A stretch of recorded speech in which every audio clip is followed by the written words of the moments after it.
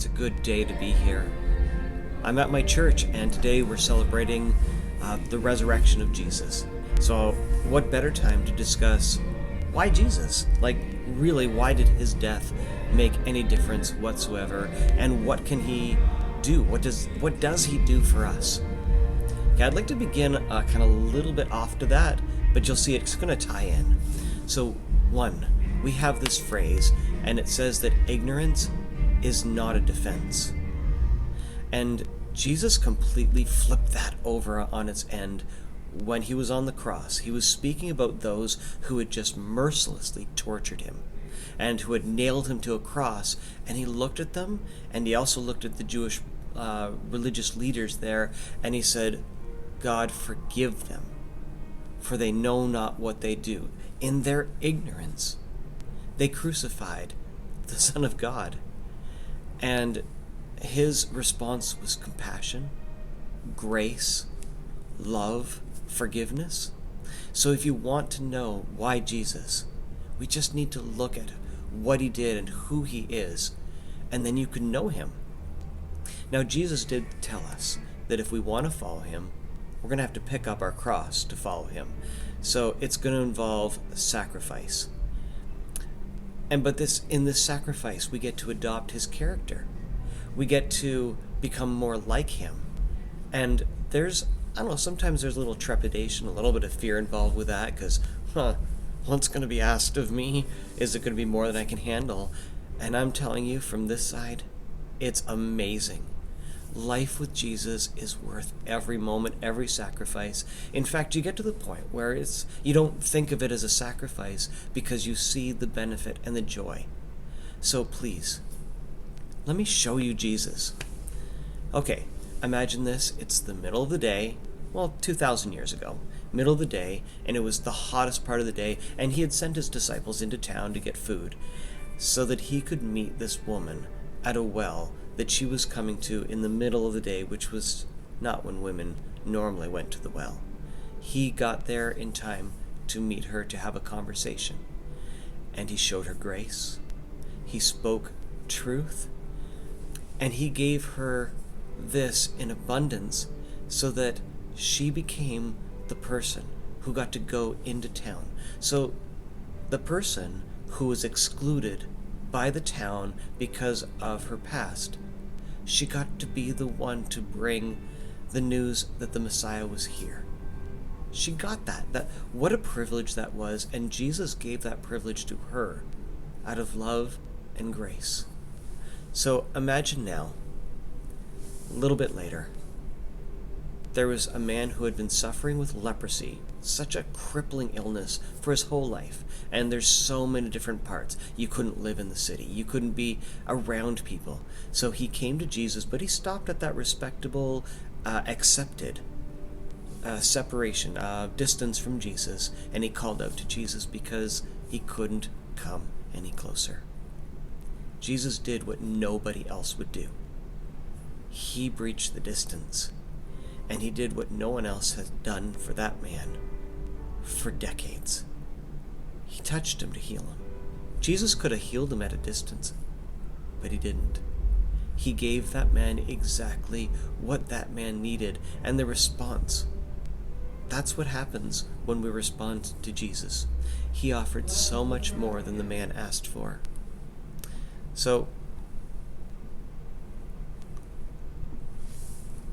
there is a man full of greed and deceit. He followed Jesus. He was one of the 12. Now, Jesus knew when he chose Judas that Judas would betray him. He also knew that Judas would betray him the day before when he was washing the disciples' feet. He washed Judas's feet as well. He washed the feet of the man who would turn him over to be brutally tortured, beaten, hung on a cross, and die. Yes, it was part of his plan, but he showed that man humility and grace when he didn't deserve it. That's Jesus. There was a woman who was brought to him by the religious leaders because she had been caught in the act of adultery, and the punishment, according to the law, was death by stoning. So they brought him to Jesus because they wanted to trick him, but they brought her to him to be stoned. And so Jesus, they thought, would be caught in this trap. If he let her go, then he would be breaking the law. If he stoned her, then where was the compassion that he keeps talking about? He saw right through them. His brilliance and his insight saw right through their plot. So he showed her grace. He stood in between her and them, and he addressed their sin. And because of that, they all left. The oldest, of course, leaving first, because honestly, the older we get, the more we recognize how much sin we've built up in our lives and how much grace God has given us to forgive that, so that we would be willing to forgive others. Now, Jesus didn't stop there. When all of the accusers were gone, he turned to her and said, I'm not accusing you either, but I want you to go and not to sin anymore, because that was the best thing for her. Now, in all the accounts in the books of Matthew, Mark, Luke, and John, they're to show us who Jesus is. And this is just a taste, honestly. You really need to get to know Jesus. So Jesus came to both reveal the nature and the character of God. And then after he had taught us, and after he had fulfilled all of his purpose and prophecy, as was foretold, then his ultimate purpose, to die for us, to take on the price for our sin on himself, because nobody else could do that, and make restoration possible with God. And now we've had like 2,000 years. That's enough time to be thinking about this, really. We've made sermons, we've written books, and we've reflected on what Jesus did while he was with us. And honestly, it just keeps getting better. The more we look into how Jesus was and what he did and more about him, the more we realize how perfect he was, how amazing he is. He had the power and the authority to boost himself up. Instead, he used his authority over life and salvation to give us life. He showed people how to live a life free of the bondage of sin and death. So that answers the question of why Jesus. This explains his statement, I am the way, I am the truth, and I am the life. No one comes to the Father except through me. And that's what he said. This answers that question, why do we need to choose Jesus, and why he needs to be the only one.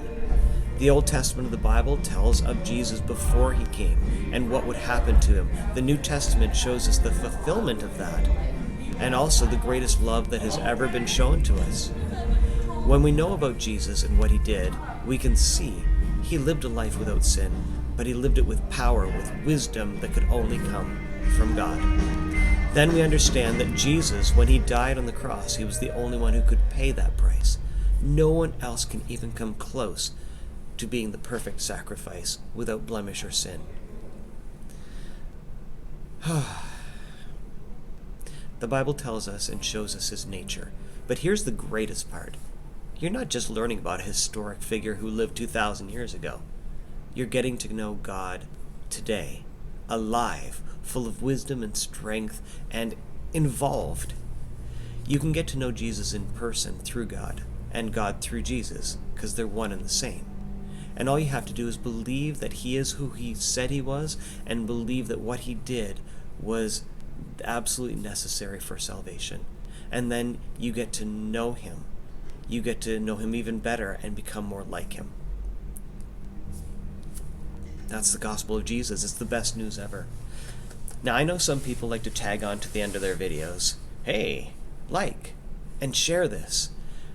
But what I'm asking you is not to like and share this video.